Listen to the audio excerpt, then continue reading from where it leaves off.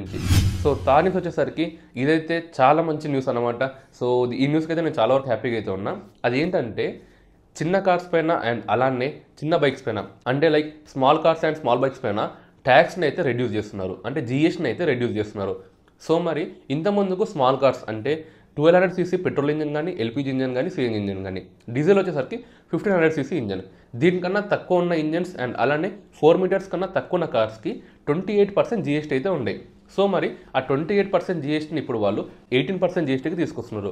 అంటే 28% ఉన్న జిఎస్టీని ఇప్పుడు 18%కి అయితే తీసుకొస్తున్నారు యూనియన్ గవర్నమెంట్. సో మరి దీనివల్ల మనకి ఏం బెనిఫిట్ అంటే చాలా వరకు కార్స్ పైన కాస్ట్ కటింగ్ అయితే అవుతుంది. ఎందుకంటే ట్యాక్స్ మనకు చాలా డ్రాస్టిక్గా చేంజ్ అయింది కాబట్టి కార్స్ పైన కూడా మనకు చాలా వరకు మనీ అయితే సేవ్ చేసుకోవచ్చు.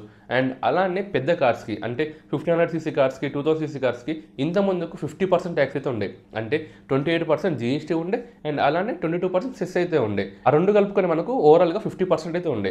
ఇప్పుడు మనకు ఆ 50% కాస్త 40%కి అయితే తీసుకొచ్చారు. ఇవన్నీ ఇంకా ఇంప్లిమెంట్లోకి అయితే రాలేదు. సో ఫర్దర్గా అయితే ఇవన్నీ ఇంప్లిమెంట్లోకి వస్తాయి.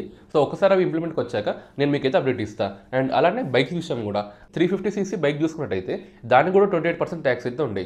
ఇప్పుడు అది 28% ట్యాక్స్ నుంచి మళ్ళీ 18%కి అయితే వచ్చేసింది. సో ఫర్దర్గా ఈ ట్యాక్స్ పైన ఏమైనా న్యూస్ వస్తే నేను మీకైతే అప్డేట్ చేస్తాను.